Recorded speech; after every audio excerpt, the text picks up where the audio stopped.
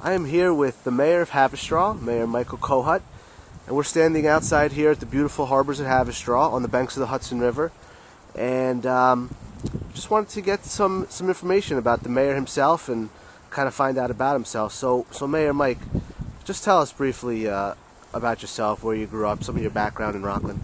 Okay, I've lived here all my life. I've lived in Haverstraw all my life. Grew up on Gurney Avenue. And now I live on Rella Avenue. I bought a house there about 9 years ago. Went through the North Rockland school system, SUNY Albany undergraduate and St. John's Law School. Practiced for about 5 years, but got out of practicing law and got into the food service industry. Have always been interested in public service. I served on the village board as a trustee from 92 to 96. And again from 2003 to 2007 when I was urged to run for mayor, did so, and here I am today as mayor of the village. So it's always been, this village has always been in my heart and always been a concern of mine. People here in New York are very crazy about their sports. Are you a big sport fan, or what are your teams? What are your interests? My favorite sport is baseball, and I'm a big Yankee fan. Other than that, I do on occasion watch the Knicks, and consider myself a Giants fan as well. I'm not much into hockey, but those three. But certainly baseball is my biggest passion. Okay, I feel bad for you about the Knicks, but I guess we could deal with that. Deal with basketball. I'm a Net fan, so that makes it actually worse. What kind of music does the mayor of Haverstraw listen to? What do you have in your car right now? Q104, classic rock. And that's what I listen to, a classic rock station on the computer at work.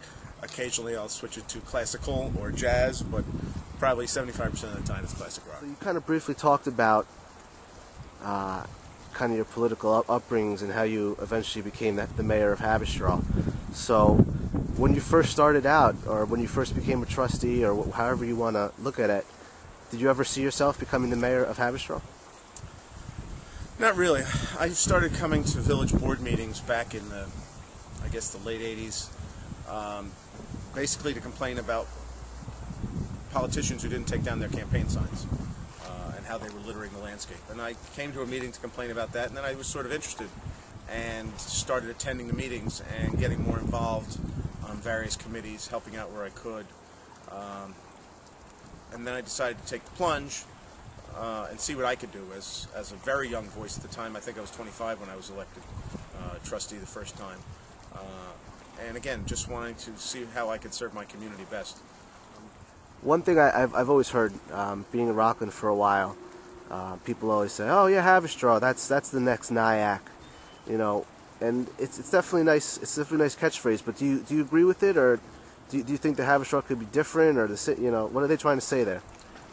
Well, I think they're trying to make the parallel with how Nyack came out of a period of decay or doldrums in the 70s and sort of became a powerhouse in the county.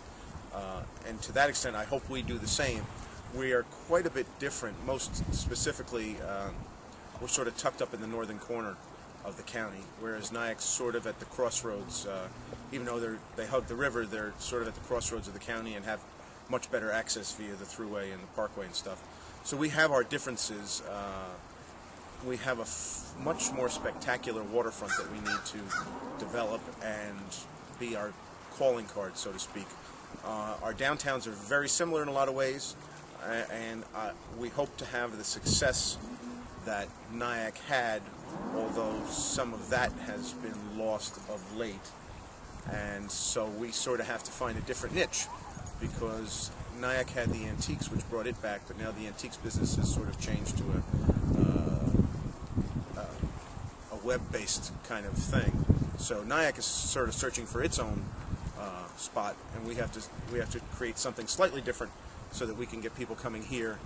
Now, about the village itself, streetscape. Again, that's another term that's kind of vague. It's defined in its own right, but a lot of people want to know always what's going on with streetscape. So if you could just give us any sort of update that we already don't know. So, well, what the streetscapes is, first of all, is an attempt to beautify the business district.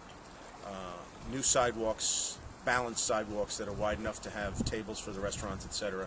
Street trees, street benches, newly paved streets, street garbage cans, everything, all decor, period lighting, to bring back a sort of a yesteryear charm. Where we are with it is that we expect and hope that we can go to bid on the project in late winter of this coming year, of 2000, say February, March of 2010, for construction in the next construction season in 2010.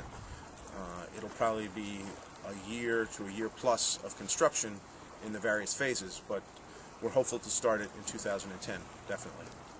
All right, here's to 2010 for sure. And also, we got another major project that sometimes people overlook it. You know, they I don't want to say they take it for granted, but I just remember it wasn't only a couple years ago that, you know, there was no solution. It was terrible. You know, there's nothing there. How are they going to do this? And now it's if you drive past there, it's amazing. And you know, they're nearing completion. Maybe another year or so. You know, half a year, whatnot. What are some of your overall thoughts about the bridge in general?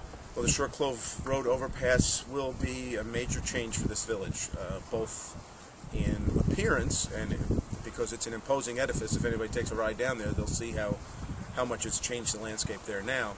But what it will do for us, and I don't think people have been able to measure that, but it's going to really change for the better, in some ways, the traffic patterns in the village. A lot of the commercial vehicles that are forced now through the other streets will now be able to exit through the village, including a lot of the school buses, a lot of the commercial vehicles that otherwise have to go through Main Street, or New Main Street, or Gurney Avenue, and plus the car traffic. So I think we're going to see less congestion, but we're also going to see a new avenue, a new vista to sort of come into the village, and that should draw more people who are passing along on 9W to come down this new roadway.